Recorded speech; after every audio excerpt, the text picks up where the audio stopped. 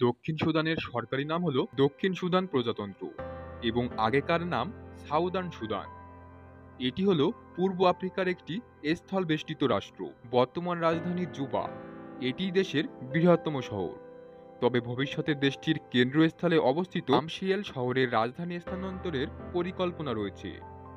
দক্ষিণ সুদানের পূর্ব দিকে ইথিওপিয়া, দক্ষিণ পূর্বে কেনিয়া, দক্ষিণে উগান্ডা, দক্ষিণ পশ্চিমে কঙ্গো গণতান্ত্রিক প্রজাতন্ত্র, পশ্চিমে মধ্য আফ্রিকান প্রজাতন্ত্র এবং উত্তরে সুদান। শ্বেত নীল নদের সৃষ্ট বিরাট জলভূমি অঞ্চল এ দেশের অন্তর্গত। এই অঞ্চলটির স্থানীয় নাম বার আল জাবাল। বহু বছরের গৃহযুদ্ধের কারণে দক্ষিণ সুদানের সংস্কৃতি এর প্রতিবেশীদের দ্বারা ব্যাপকভাবে প্রভাবিত হয়। অনেক দক্ষিণ সুদানি ইথিওপিয়া, কেনিয়া এবং উগান্ডায় পালিয়ে যায়, যেখানে তারা নাগরিকদের সাথে যোগাযোগ করে এবং তাদের ভাষা ও সংস্কৃতি শিখেছিল।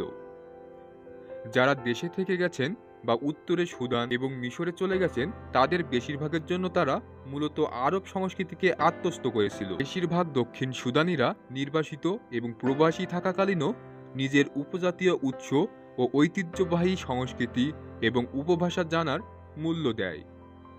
যদিও প্রচলিত সাধারণ ভাষাগুলি হল জুবা আরবি এবং ইংরেজি।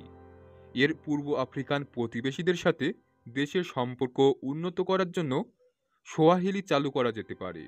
দক্ষিণ সুদানের অনেক সঙ্গীতশিল্পী ইংরেজি, সোয়াহিলি, জুবা আরবি তাদের আফ্রিকান ভাষা বা সবকিছুর মিশ্রণ ব্যবহার করেন। অনেক ঐতিহ্যবাহী এবং আধুনিক গেমস ও খেলাধুলা দক্ষিণ সুদানে জনপ্রিয়, বিশেষ করে কুস্তি এবং উপহার যুদ্ধ। ঐতিহ্যবাহী খেলাধুলা প্রধানত ফসল কাটার মৌসুমের পরে ফসল উদযাপন এবং চাষের মৌসুম শেষ করার জন্য খেলা হতো। ম্যাচের সময় তারা নিজেদেরকে গৈরিক মাটি দিয়ে মেখেছিল, সম্ভবত কবজি প্রবালতর বা তাদের উপলব্ধি বৃদ্ধির জন্য।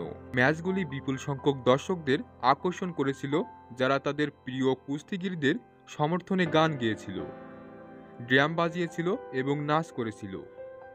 যদিও এগুলিকে প্রতিযোগিতা হিসাবে বিবেচনা করা হয়েছিল, তবে এগুলি মূলত বিনোদনের জন্য ছিল।